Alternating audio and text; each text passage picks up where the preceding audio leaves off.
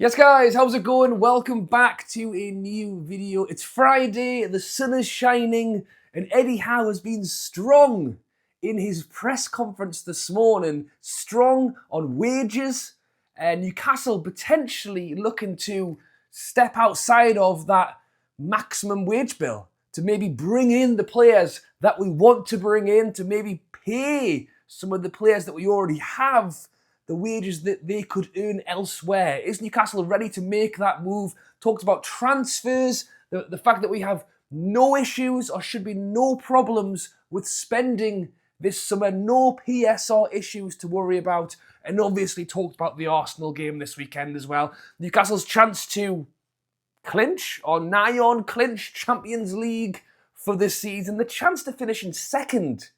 And I'll talk about that and how that relates to transfers and wages as well. Before we get into this, be sure to drop a like if you are enjoying the content at the moment and subscribe.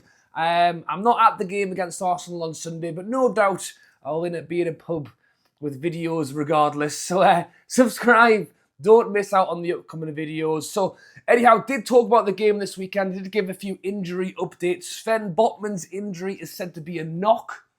And it's unsure whether he will be available this weekend or for the last game of the season. I think at this point for me, it's great news to start that this is not a reoccurring ACL injury. It's not a problem with the operation that he's had. This is just a knock. Someone's kicked him in the shin and he's got a big bruise. Or that was kind of the way Eddie Howe tried to go about this one. Created no fuss. No, he plays centre-back. He gets kicked all over. He's had a knock. And hopefully that means he's going to be better soon. If he is better, you know what? Just leave him out. Give the guy the whole summer. No more scares. With 2 games to go, let the man rest. But it is good news that even if Botman is out for the season, for the next 2 games, that hopefully it won't be a big issue. He spoke a little bit about Willock and Trippier, said that Trippier will be out for the season.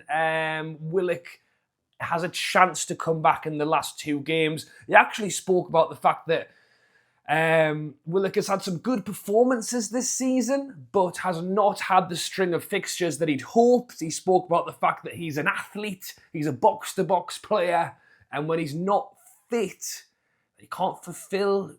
This is my words now. He can't really fulfill his duties in the side as we would want him to. I mean, there's links to Willock leaving this summer. I think it's been a disappointing season for him. But Eddie Howe did speak about the fact that he wants to get him into pre-season, make sure he's strong, ready for next season. So we'll wait to hear on that one. He was also asked about the captain's armband as well. Despite the fact that Lascelles is close to returning from injury, Bruno will wear the captain's armband for the rest of the season. Will wear it on Sunday in a game which, is big. Newcastle have already beaten Arsenal 3 times this season. Can they do it again? And I think it's going to be tough. Look, Champions League for me, tick. That's what I wanted from this season. A cup was enough. Champions League on top of that is it's not a cherry on the cake. It's like a whole can of squirty cream and 1,000 cherries on top. It's massive. I think the second place and getting 3 points and a chance to finish second, that would be like the real icing on the cake. For best season in my lifetime, absolutely, and the lifetime of many. But Eddie Howe said that he obviously wants it, but I think for me, it could play a huge part going into this transfer window. Eddie Howe spoke about the fact that Newcastle have no PSR issues, and that's huge for us. He's getting bolder and bolder in these press conferences, whether it's a message to the players, to the owners, to the fans. I think Eddie Howe deserves it. Eddie Howe has taken Newcastle to places that, again, in my lifetime, wandering up to St James's Park to watch us lose every game under Bruce and Ashley and everybody else. Protests outside the stadium. Like, no way did I think, in 5 years' time we would be winning a trophy. So already he's outdone my expectation of what I'd hoped he could achieve or what could happen here. And now to be pushing for a second place spot. He's done a fantastic job, and he's done it with reduced or a lack of funds. You know, really, we've been losing players to injuries and not improving the squad. This is his chance now, and I think that's why he's doing it. I think that's his little message to say, I've given you so much. I've done so well with what we've got. Give me the tools to take us to the next level. And that's why I think second place is big for us. You talk about being able to offer Champions League to players is huge. Being able to say, you know, that we finished second in the league. Oh, well, you fancy going to Man City, do you? We do know that we actually finished above them, you know, pending their game against Crystal Palace tomorrow, if Palace go and beat them. And we won a trophy, by the way. You know, Arsenal, we finished above them, and we won a trophy this season. You know, the ability to use that and push that this window when we are in the market, when we are able to freely spend, I think is massive, especially when you've got other teams like a Villa. I think Man City will be looking to recoup money because they spent like 120 million in the January. You know, I don't know how much they can go. Well, you know, you never know with Man City. You never know with some of these teams where how much they can spend or what they're allowed to do. But there's teams there that, in theory, should be struggling with PSR, and it's our turn. Eddie Howe, as I say, I've made a few notes here as well. He said he doesn't see any reason why we can't strengthen. In terms of PSR, he said those issues are not there. He's being big. He's being bold. He wants to make moves. He wants to get stuff done this summer. I mean, links are already out there. And in terms of bringing in a transfer early as well, this PSR deadline is like ahead of, you know, the full transfer window being open, or it's ahead of, you know, normally the end of the season takes by the time you actually get some transfers in. It's going to be early. Can Newcastle go in and go, yeah, we want him? I mean, that's why it's and it'll be interesting to see what happens. I still don't rule out Newcastle letting players go. I think the likes of Longstaff and Eddie Howe said, you know, I don't like our players being linked in the summer. Well, it's frustrating. Look, it can be frustrating, but I think it shows we've got good players, to be honest. I think it shows that people are interested in our players. You know, he's Arsenal and Liverpool waxing lyricals about Isak. It's because of how good the man is, how good Isak is. And I foresee no reason why he would be going anywhere this summer. But it brings us on to wages and rewarding players who could, you know, potentially have their eyes on somewhere they could get paid more money than maybe what Newcastle are offering. And I thought that was big in terms of wages, with Eddie Howe saying, you know, we need to compete in that space. As I say, it hasn't been a big secret really, and that PSR has kind of kept Newcastle back in terms of transfers, but I think it's also kind of kept us back in terms of wages. And generally speaking, it hasn't always been a bad thing. I said this previously, that winning a cup with Newcastle, if we'd gone and blown £1 billion on Messi, Ronaldo, you know, this was 3 or 4 years ago when they were still good. I mean, they are still good. I'll get some haters in the comments. They're still great, I promise. But obviously, they're not at their peak anymore, is what I'm saying.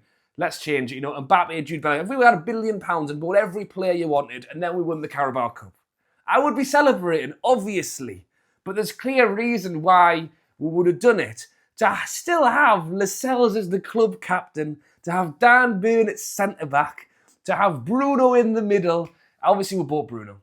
But the point stands that we've kind of done it against the odds, and that's what just, I think, made that Jacob Murphy still playing right wing and competing with Salah for goals and assists. I think there was something about that did make it that little bit more special. But we've hit a point now where I feel like Eddie Howe was really pushed to the limit, and that's why he's being bold in this press conference and saying, you know, we need to start considering. And that he brought it up by himself, by the way. He was not asked about the wages at the club. Eddie Howe said, well, in terms of wage, I think, what was he being asked about? He was being asked whether he thinks it's a nice place to live in Newcastle or not. And he said, you know, it's a great place to live. He didn't really know much about the city when he moved here initially, but he's found that he loved it, his kids loved it, everything else. And then he went and said, obviously, that like the narrative of players not wanting to go to Newcastle or whatever. But then he then he came out and said, and in terms of wages, you know, that's something that typically we haven't been able to compete with, but it's something that we want to start to do. Great, you know, is this because, you know, when we are linked to a Dilaps or whatever from Ipswich, I mean, I will say, you know, a good season at Ipswich and demanding 150 grand is bold of the lad, don't get me wrong, but when he's got Chelsea, Manchester United and a few others fighting for him, I don't know that we would maybe break the mould for a Dilaps, but it's certainly a situation where we've been linked to a player and then we seemingly are ruled out because we're not going to pay the wages for him.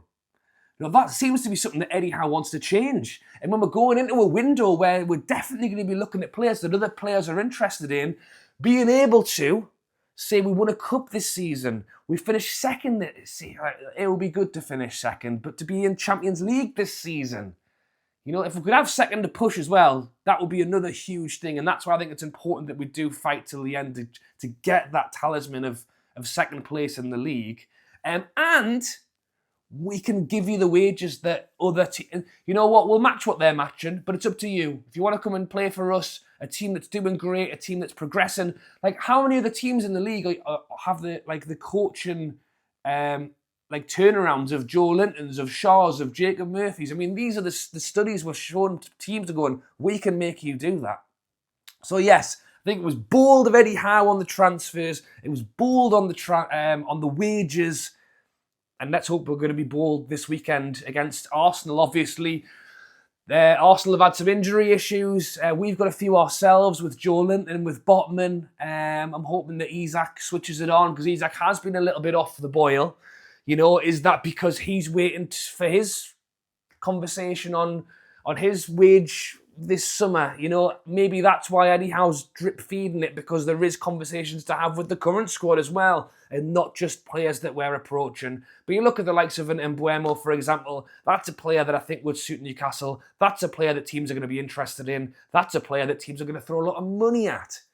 And if it's a player that Eddie Howe wants, being able to say, oh yeah, we can do that, or we are happy to challenge for that is huge. Not to be, you know, ruled out based on, oh well, we don't pay over 120 grand or whatever it is. Yes, we can move those parameters, and after 3 years of not spending, maybe we're at the place where we can start to do that. There you have it. That was a bit of a reaction to Eddie Howe's press conference this morning. I hope you've enjoyed it. Thoughts and comments on the wages down below. You know what? I think it's a good question. I think it's a good question because we don't want to be in money. Like we don't want players to come to Newcastle just because we paid them more.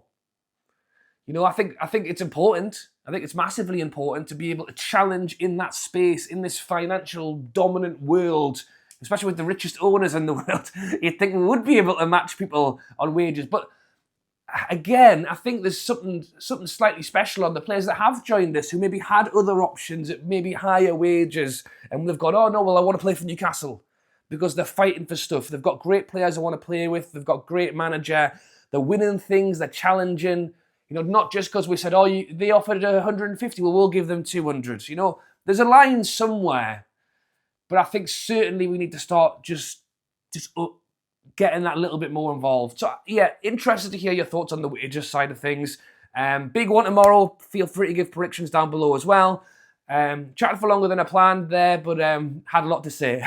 If you have enjoyed the video, please drop a like. It helps with the algorithm for other people to see videos like this one. Thanks for watching. Enjoy your Friday night. Enjoy your weekend. And I'll catch you off for a video on Sunday, I'd imagine. Hopefully, as Newcastle move into second place. Thanks for watching, and I'll catch you later.